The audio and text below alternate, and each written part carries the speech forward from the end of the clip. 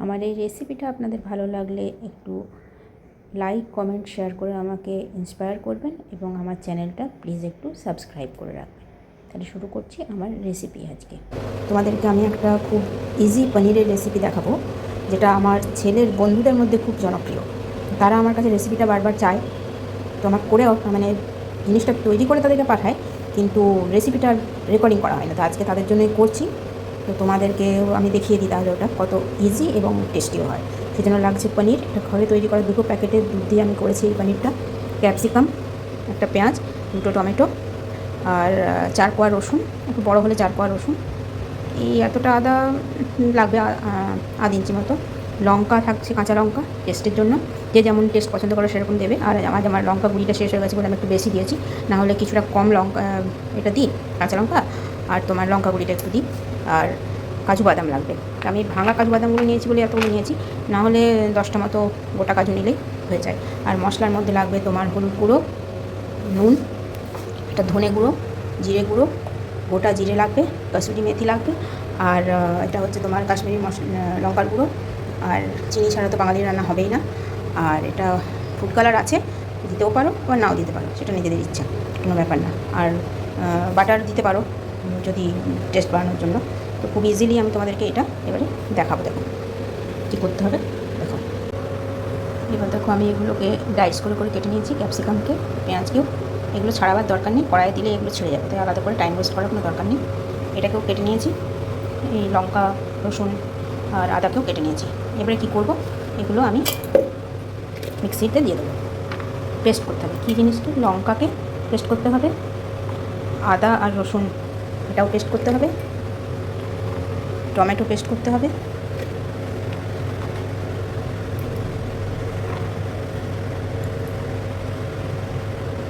Tomato paste করতে হবে। আর কি পেস্ট করতে হবে সঙ্গে, আর দিতে হবে তোমার কাজুগুলো, ব্যাস কাজুগুলো দিতে হবে। এই হয়ে গেল এর মশলা, ঠিক আছে। ওগুলোই আমি দিয়েছি, আর কিছু দিলাম না। আর এখানে পনিরগুলোকে আমি টুকরো করে কেটে নিয়েছি, ছোটো ছোটো পিস করেছি, যেহেতু আমার বাড়িতে সবাই ছোটো পিসই পছন্দ করে, সেই জন্য। এবার তোমাদের যেমন যার ইচ্ছা, ছোটো বড়ো সেই অনুযায়ী তোমরা পিস করে নিও। এই যে আমি পেস্ট করে নিয়েছি।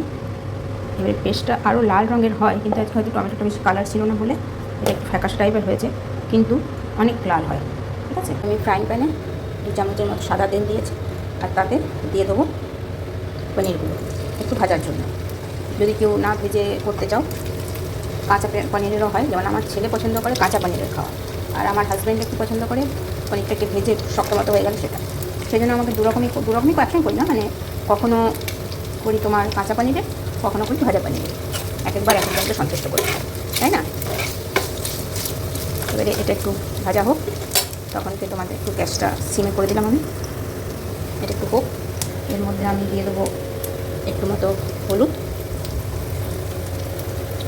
সামান্য নুন দিয়ে দিচ্ছি, আর দিয়ে দেবো একটু কাশ্মীরি মির্চ পাউডার, আর একটু রঙ হয়ে যাবে, ঠিক আছে।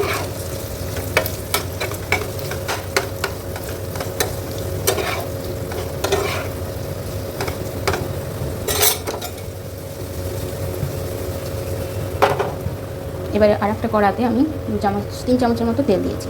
এর মধ্যে কী দেবো, আমি দিয়ে দেবো একটু মতো জিরে, গোটা জিরে দিলাম। আর একটা জিনিস তোমাদেরকে আমি দেখাতে ভুলে গেছি, সেটা হচ্ছে শুকনো লঙ্কা একটা ছিঁড়ে তেল, ঠিক আছে। এবারে এর মধ্যে আর কি দেবো, এর মধ্যে দেবো পেঁয়াজগুলো।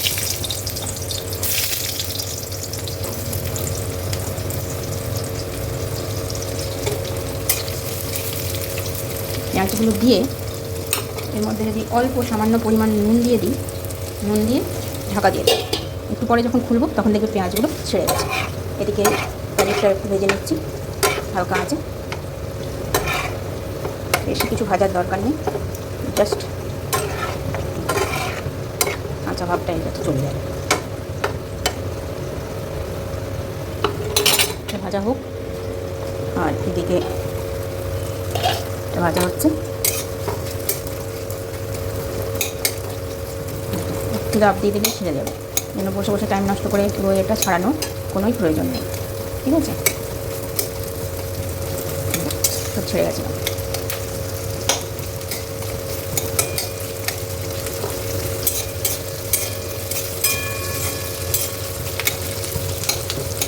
পুরো ভাজবো না, জাস্ট একটু ছটে টাইপের হবে, তখন আমি এর মধ্যে দিয়ে দিলাম ক্যাপসিকামগুলো। ঠিক আছে, ক্যাপসিকাম দিয়ে দিলাম, কাজু বেঁচে গেছিলো তারপর দিয়ে দিলাম এখানে। এবার এটা আমি একটু ভাজা ভাজা হতে দেবো।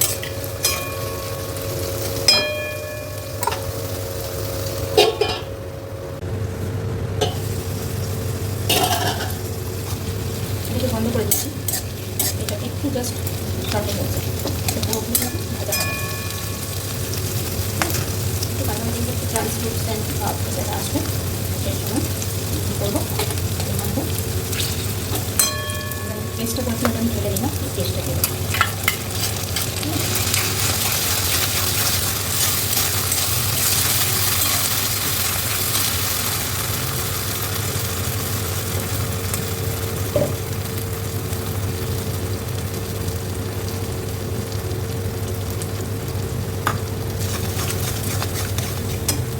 এবার আমি দেবো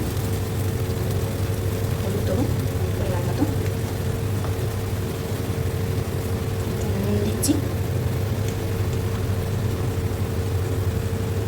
হাফ চামচ মতো জিরে গুঁড়ি দিচ্ছি। জিরে গুঁড়িটা মানে কম লাগে, ধনে গুঁড়িটা বেশি লাগে। ঠিক আছে, দিয়ে আর দেবো তোমার কাশ্মীরি মির্চ, কালারটা দেবো। আজকে আমার টমেটোগুলো কালার নেই, সেই জন্য আপনার কিছু কালারও দিতে হবে, ফুড কালারও দিতে হবে, না হলে কিন্তু এটা এমনিতেই লাল হয়ে যায়। আর যদি তোমরা এমনি কালারটাই পছন্দ করো, না দিতে চাও, তাহলে না দিলেও হবে, কোনো ব্যাপার না।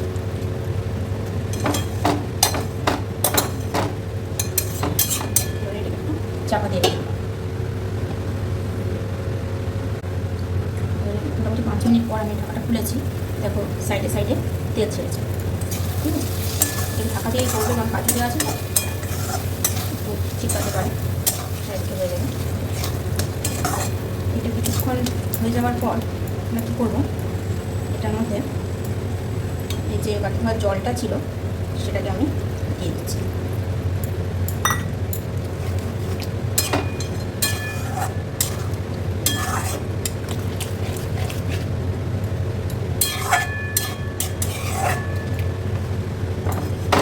দেখে নেবে যে যেমন নুন খাও, ঝাল খাও, যদি ঝাল বেশি খাও তাহলে লঙ্কা গুঁড়িয়ে দিতে পারো। ওকে, ঢাকা দিয়ে দিলাম।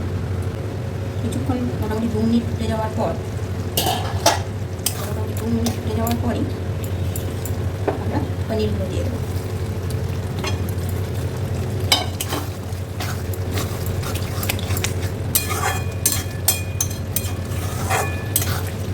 পনিরগুলো দিয়ে আমার নুনটা একটু কম লাগছে, মোটামুটি ঠিকই আছে, একটু কম লাগছে বলে একটু নুন দিলাম। এবারে দিয়ে আমি ঢাকা দিয়ে দেবো 5 জন্য, সিমে রেখে। মোটামুটি 4 মিনিট পর এটাকে আমি খুলছি, দেখো তেল ছাড়ছি। তো এটাকে সিমেই রান্না করবে, কিন্তু না হলে লেগে যেতে হবে। বাঙালিদের চিনি না হলে ভালো লাগে না, হলে মিষ্টি মিষ্টি রান্না করতে, পনিরটা মিষ্টি মিষ্টি খেতে আমাদের ভালো লাগে। আমি সেইভাবে দিচ্ছি, তোমরা যেভাবে পছন্দ করো সেইভাবে দেবো। আচ্ছা, এবার হচ্ছে এটা মেন ইনগ্রেডিয়েন্ট, ধনে গুঁড়ো। ধনে গুঁড়োটা মানে এর আগে একবার টেস্ট করে দেখবে এটা কীরকম খেতে লাগছে, তারপর ধনে গুঁড়োটা মেন, এটা না দিলে কিন্তু এই টেস্টটা আসবেই না। মোটামুটি 2 চামচ, এই ছোটো চামচটা আমি দিচ্ছি, মানে জিরাটা দিয়েছি হাফ চামচ, আর এটা 2 চামচ দিতে হবে। দরকার লাগলে আর একটু দিয়ে দেবো, আমার খুব ভালো লাগে ফ্লেভারটা, সেই জন্য আমি দিচ্ছি। এবার এতে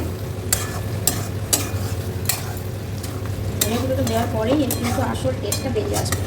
এত দারুণ খেতে হয় জিনিসটা, নামার পরে তো এই জিনিসটা ফ্রাই হয়ে থাকে, ফ্রাই করা হয়। একটু জল দেবো আমি, অনেক গ্রেভিটা শক্ত হয়ে গেছে।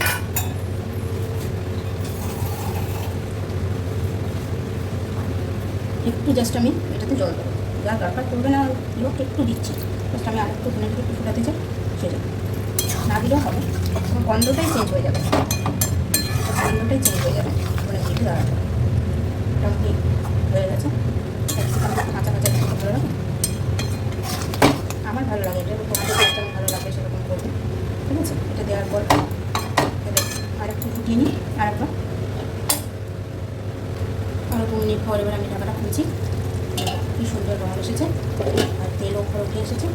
এবারে এর মধ্যে আমি দেবো আরেকটা মেন ইনগ্রেডিয়েন্ট বলতে পারো, যেটা দিলে এবারে একবারে তোমার হোটেলের মতনই গন্ধ ছাড়বে, সেটা হচ্ছে এই কসুরি মেথি। এটা কিন্তু গরম করে তাওয়াতে তারপর দেয়, ঠান্ডা করার দরকার নেই। দিয়ে দিলাম আর দেবো অল্প একটু বাটার। এটা দিতেও পারো আর না দিতেও পারো, ইউজ করতে গেলে দেবে, না হলে দরকার না, আমি পছন্দ না আমি দিয়ে। ঠিক আছে, এবারে যে স্মেল উঠেছে আর দেখতে এত সুন্দর হয়েছে, দেখতেই পাচ্ছি আমরা একদম হোটেল স্মেল এত সুন্দর আসবে, কিছু বলার নেই। এবার একে একটু বন্ধ করে ঢাকা দিয়ে দিলাম।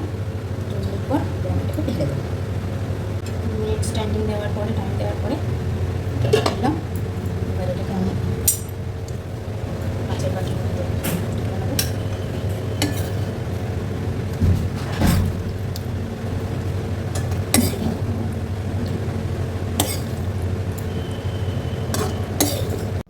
এবার তোমরা এটা বানিয়ে দেখো এবং আমাকে জানিও যে কেমন লাগলো।